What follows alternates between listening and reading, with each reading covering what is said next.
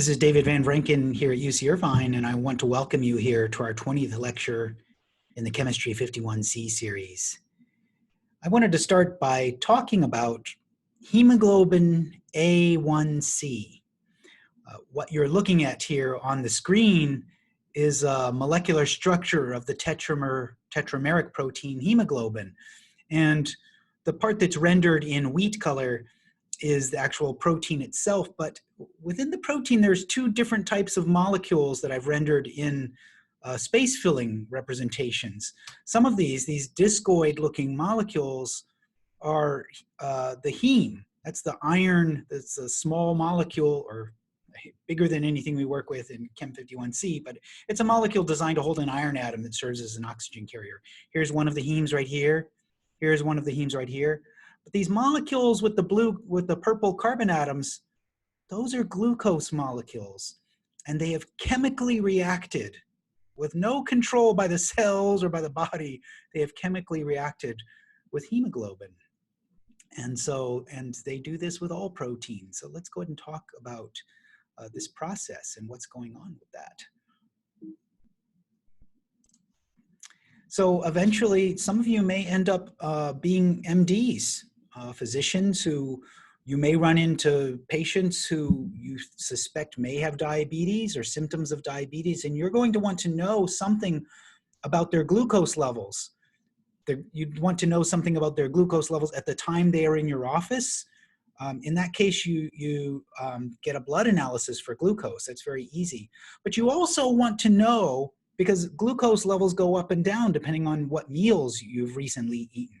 And you'd like to know, what are the glucose levels over the past month? Because if you have diabetes, you have very poor control over glucose levels in blood, and they tend to skyrocket to very high levels.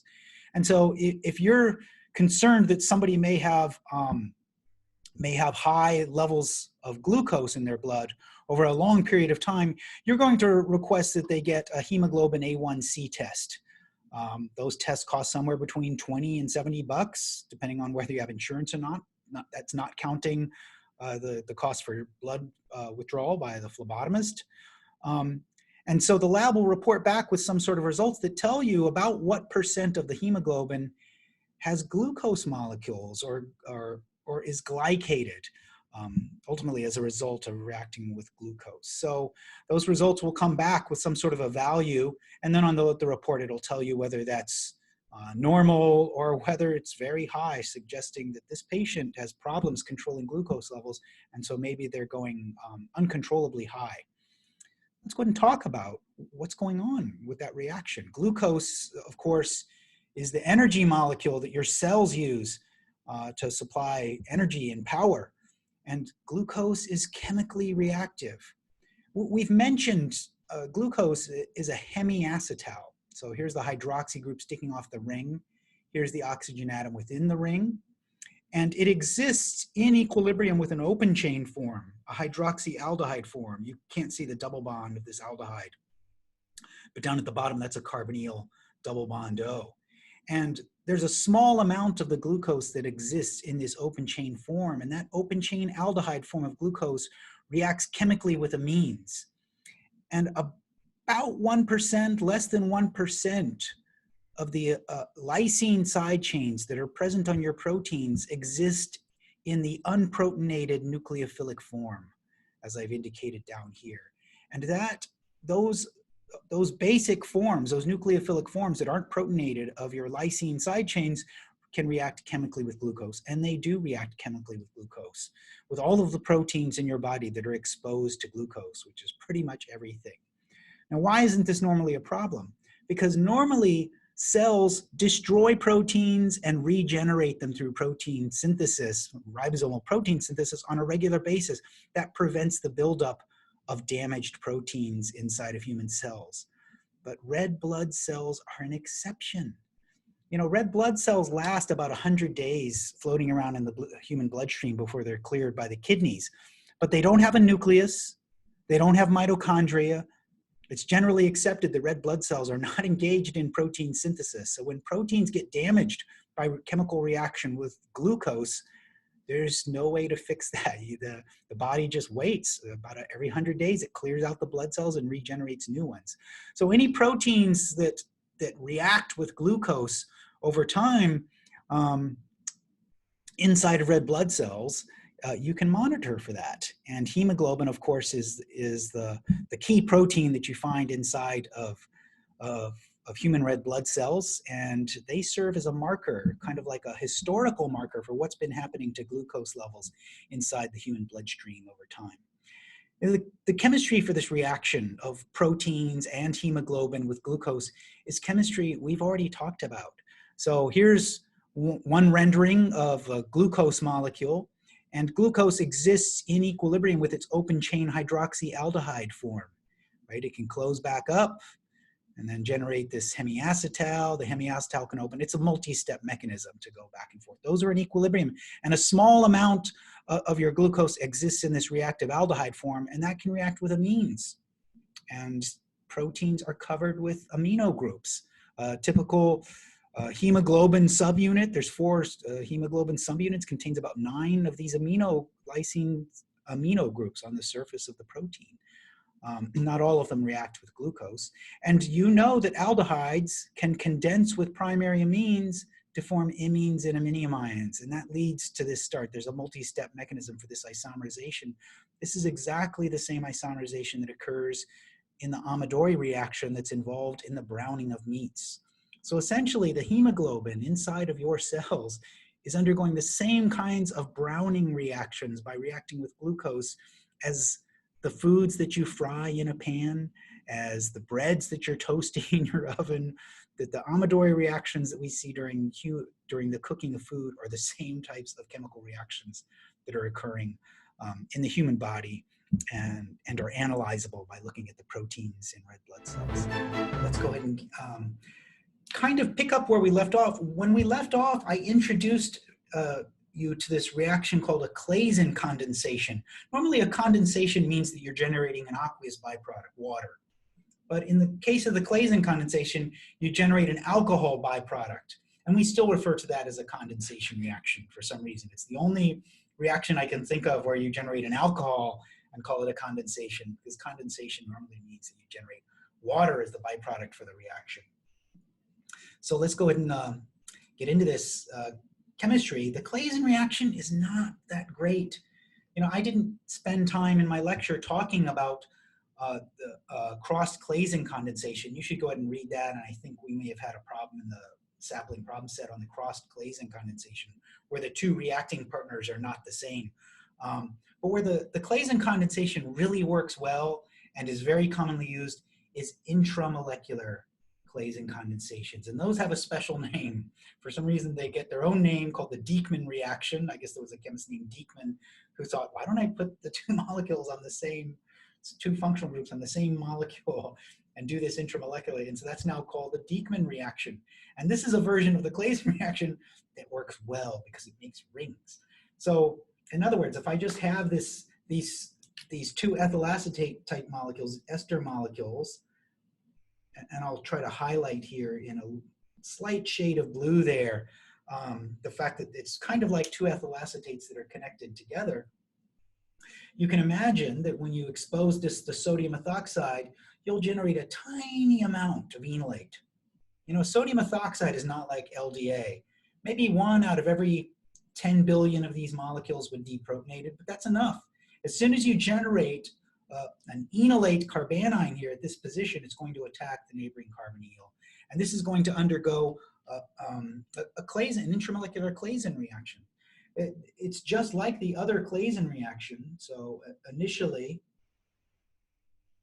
let me go ahead and draw out the pieces of this. So we're going to generate, and let me just wait a moment before I draw the new bond in there. So we generate a new bond here. I'll darken that in just a second. And the byproduct of this reaction is a ethoxide anion. But that gets protonated in the aqueous, in the HCl workup, so I'll go ahead and draw that in the protonated form. So the 2 products you get out of this reaction, the ethoxy group that got substituted ends up protonated, and we end up with a new bond here. Now initially, remember, the whole reason that these reactions proceed in a forward direction, it's an equilibrium process, that sodium ethoxide reaction, is because you form an anion here.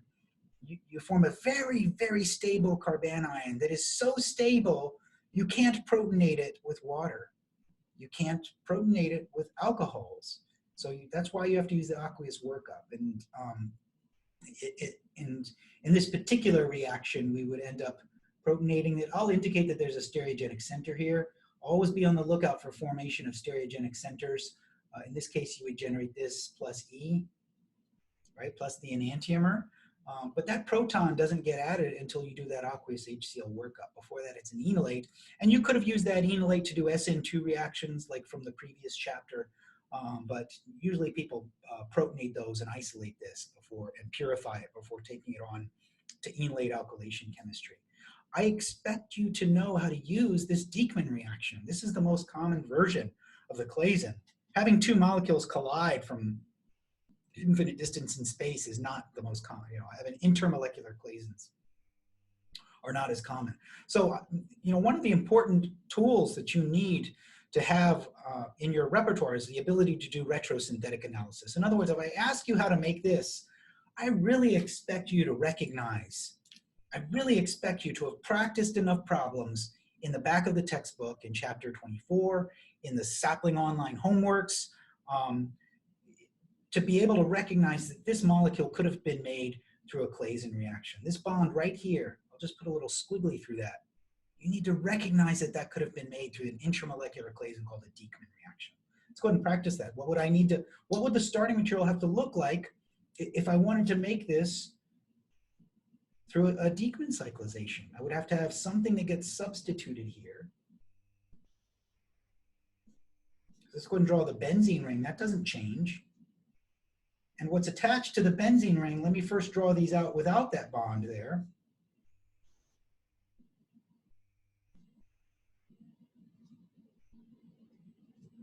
And so I would have to have some group attached here to this carbonyl, and ideally an ester group that matches the one that I had over on the other side. So I'll just put OCH3, and there we go. So what's happening is let me use a red pen here to indicate the bond that's forming. You're generating an enolate here, and it's going to be substituting the methoxy group on the ester through an addition elimination type mechanism. Now we have to choose our base very, very carefully. Remember I told you that if you do these reactions, the ethoxide up on top here is attacking the carbonyl, and it's substituting and replacing. So you want to make sure that your alkoxide base matches your ester. I don't want to use methoxide up here because that'll replace half of the ethoxy groups with methoxides. I'll get this big, horrible mixture. And likewise down here, since I have methyl esters, I don't want to use sodium ethoxide. I want to make sure that my alkoxide base matches the ester. Could you use potassium methoxide? You could, but everybody uses the sodium salts of the alkoxides in Claisen and Dieckman reactions. It's just inexpensive and easy to make the sodium alkoxide bases, and they're have better solubility than the potassium bases. Okay, so when you're done with this reaction with the sodium methoxide, this Dieckman cyclization, we're going to end up with an enolate here. And it's not going to get protonated by the methanol byproduct. So we have to follow this up with an acidic aqueous workup. So I'll write aqueous HCl. If you wanted, you could write HCl, comma, H2O. That's what means the same thing. And this is just a workup. You'll notice in my lectures, although not necessarily on Sapling, I do if I can remember to write it in. I write the word workup because I want you to know that I'm not trying to hydrolyze the ester with the HCl in water. If I were trying to hydrolyze the ester, I would use HCl and water and heat. We're just shaking this biphasic mixture of water and an organic solvent in order to get the protonated thing to go into the organic solvent. No more than a couple of seconds. And then you evaporate off the organic solvent. That's why I write the word workup. I want you to know I'm not trying to do an ester hydrolysis when I write HCl and water. And the book isn't clear about that. I regret that they're not more clear about the conditions they use for a workup versus the conditions they use for actual chemical transformations like ester hydrolysis. Now earlier in our course, we talked about cuprates. and a key reaction that we could do with cuprates. And I want to bring you back to this idea that whenever you had enones, whenever I see a carbonyl with a conjugated to a double bond, I'm thinking, man, I could add a cuprate to that. Cuprates add selectively here, whereas alkylithiums and Grignards add to the carbonyl. But there's another class of reagents that add selectively to that beta position. Let me go ahead and label those positions. Right? If this is a carbonyl, this would be the alpha position, and this would be the beta position. If we went one carbon over, it would be the gamma position. So alpha, beta unsaturated carbonyls, you can add cuprates to those. But there's another class of reagents that also add selectively to the beta carbon of an enone and not to the carbonyl, and that is 1,3-dicarbonyl enolates, stabilized enolates, not just a regular enolate where there's only one carbonyl group stabilizing the carbon, but when you have two carbonyl groups, or one carbonyl and a cyano group, which is kind of like an ester carbonyl in terms of its ability to stabilize negative charge. So when you have these super stabilized enolates like this that are so stable, you know, generally things that are so stable you can't protonate them with water tend to selectively add to the beta carbon faster than they add to the carbonyl oxygen. And so you get this process of addition to form a carbon-carbon bond. Let's go and draw out the arrow pushing for that reaction. Okay, so add here. And I could choose to push the electrons all the way up to the carbonyl. I'm simply going to make the electrons end here. That means we're going to get this intermediate. Let me go ahead and try to draw this out if I can. Boy, I'm not even sure if I can squeeze this in. Let's go ahead and draw the intermediate out. Didn't leave myself much room here. There we go.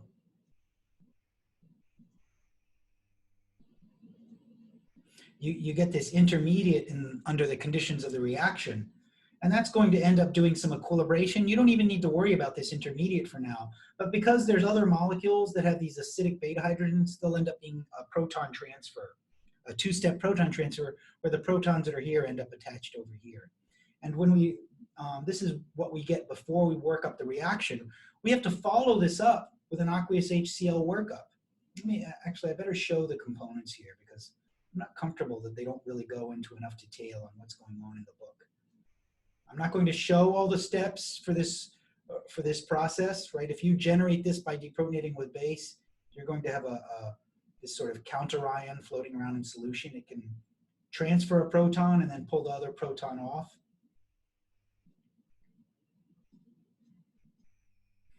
And so this stabilized enolate will just float around and sit in there until workup.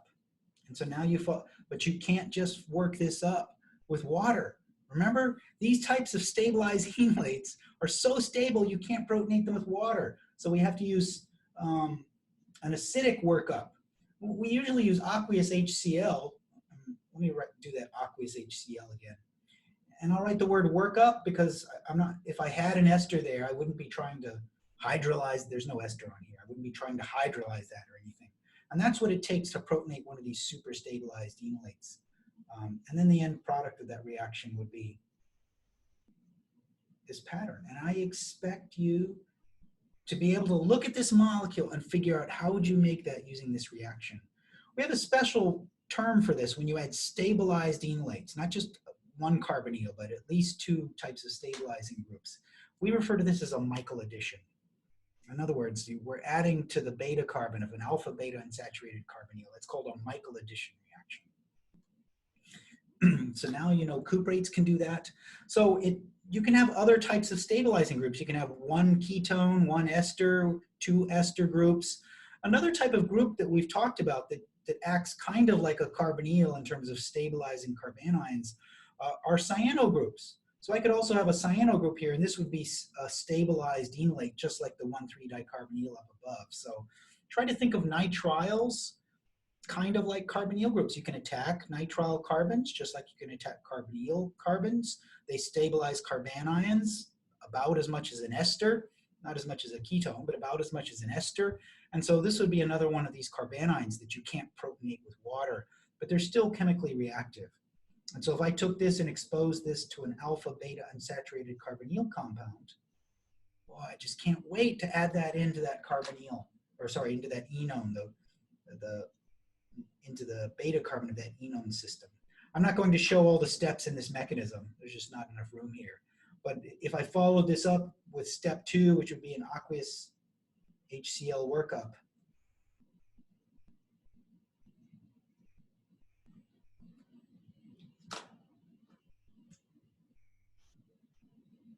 I'm going to have to squeeze this in here.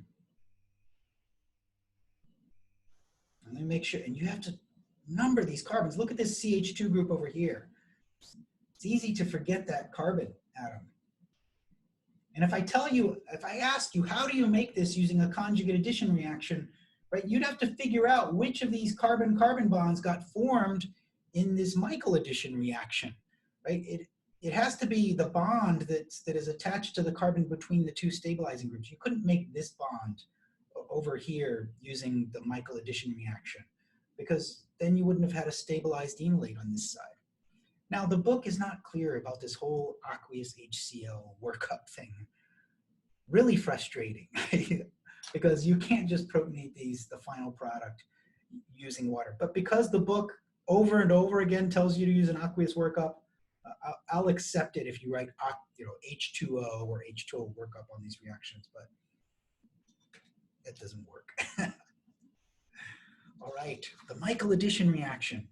That was so exciting back in the 1940s and 1950s. That's when all this stuff was developed. I feel like the book spends a lot of time talking about historically important reactions.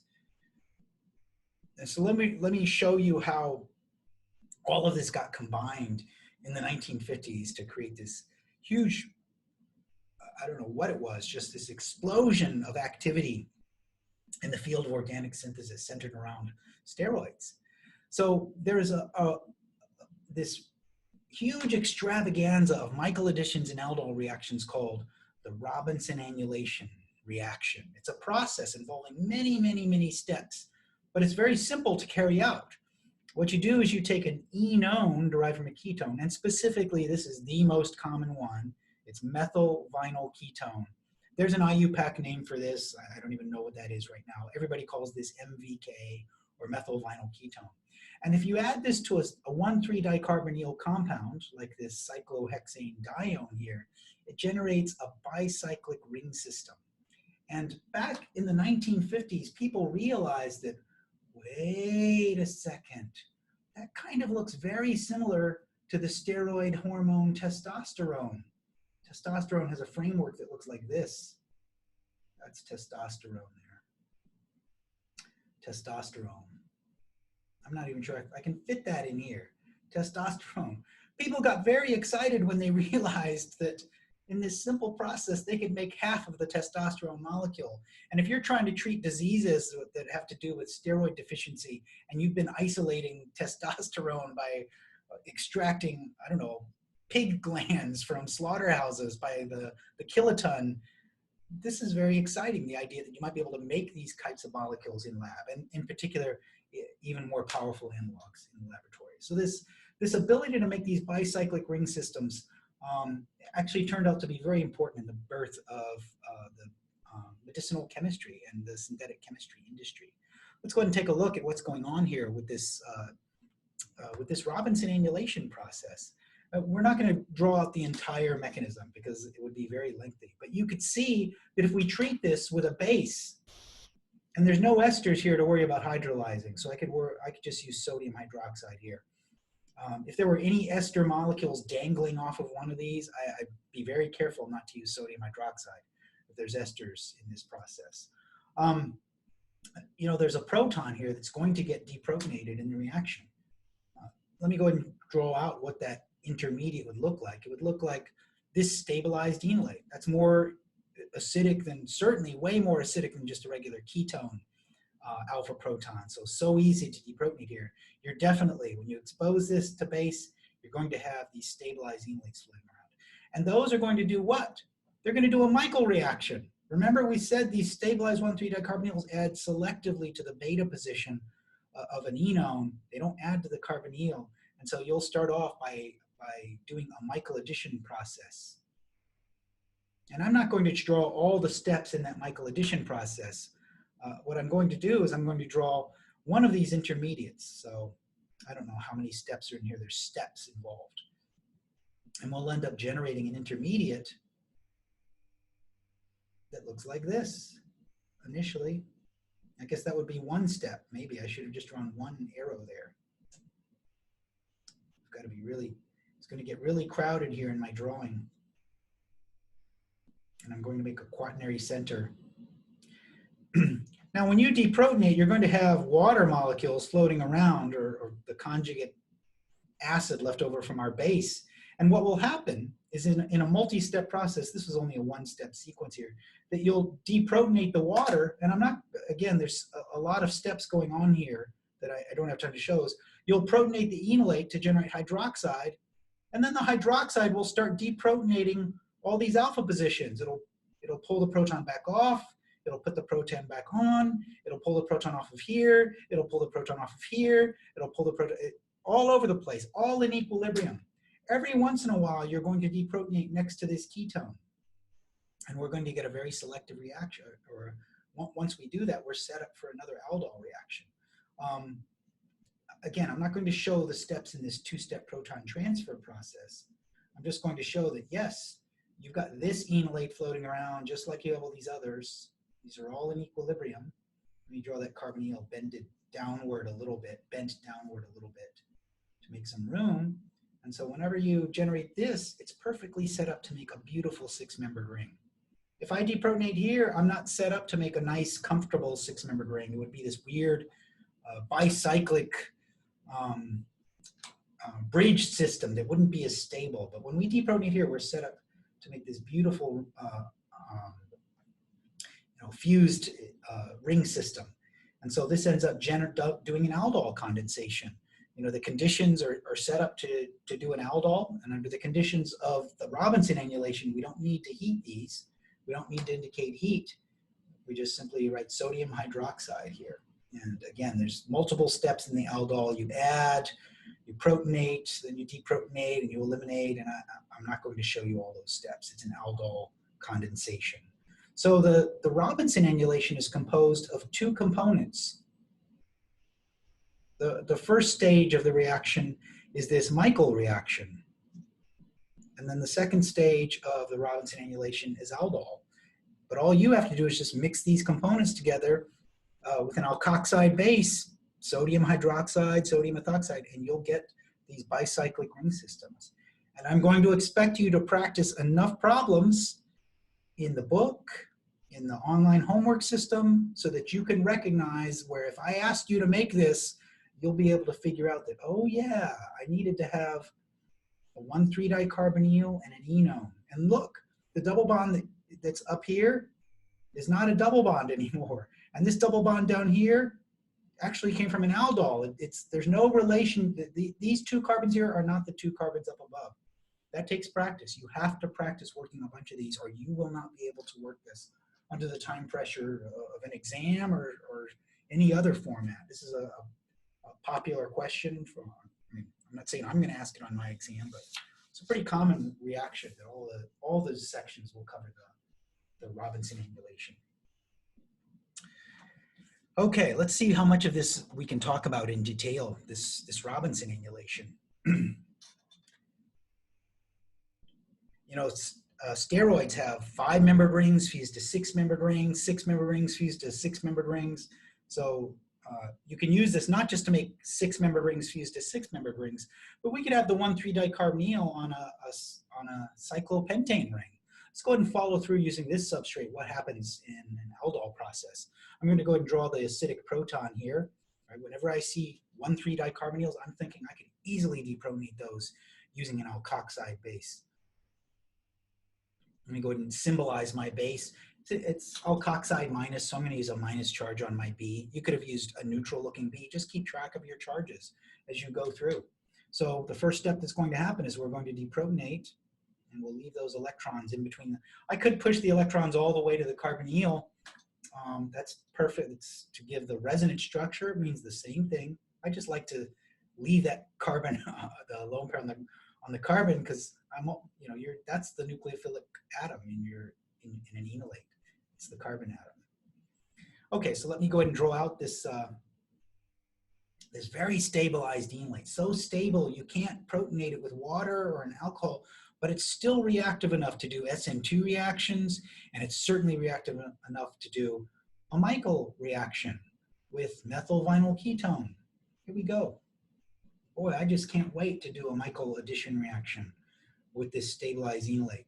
And it's selective. It doesn't add to the carbonyl, it adds to the beta carbon of the enone. So let me go ahead and push the electrons over here. I'll make a new enolate.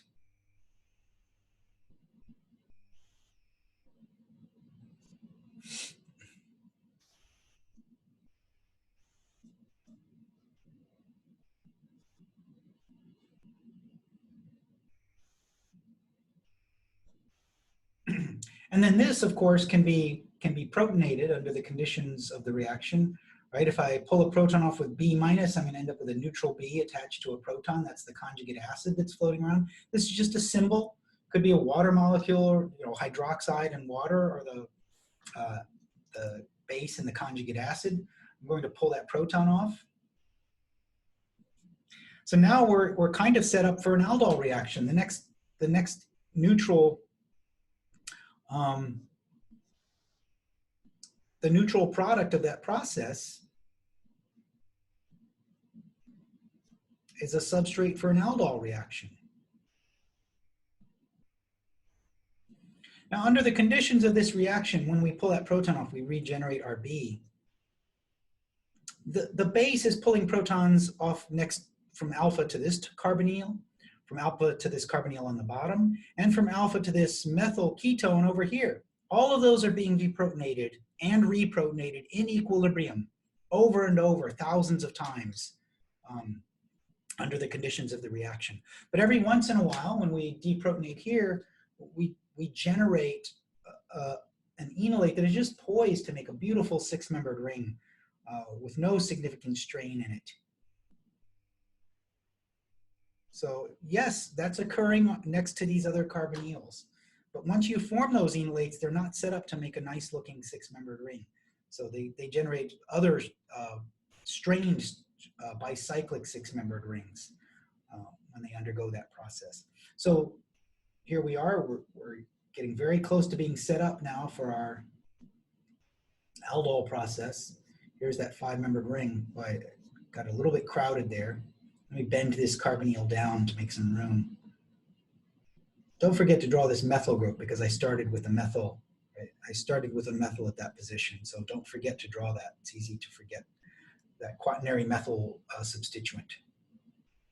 Okay, so now we're set up for an aldol addition process. Here we go. We'll push those electrons up to the alkoxide. That makes this six-membered ring now fused onto a five-membered ring.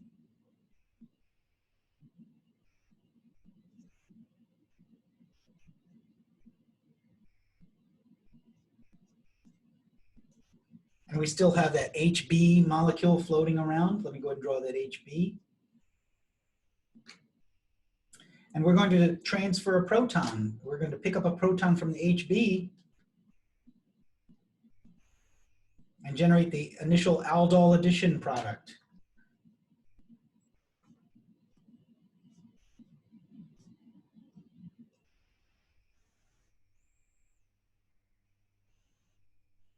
Boy, there was so much excitement over this in the 1950s when they could realize they could make all four rings of testosterone and other steroids using these Robinson annulation processes. So we generate this initial aldol product, and we've regenerated our base, which is generally hydroxide or alkoxide. And see this proton over here? It's just as acidic as it was up here. So if we said that we were getting deprotonation and reprotonation of protons alpha to ketones up here in these intermediates, then we're also getting those reactions down here. So we're getting deprotonation here and reprotonation, deprotonate next to this ketone and reprotonate over and over again. But when we deprotonate at this bottom position here, we're set up for an E1CB elimination reaction.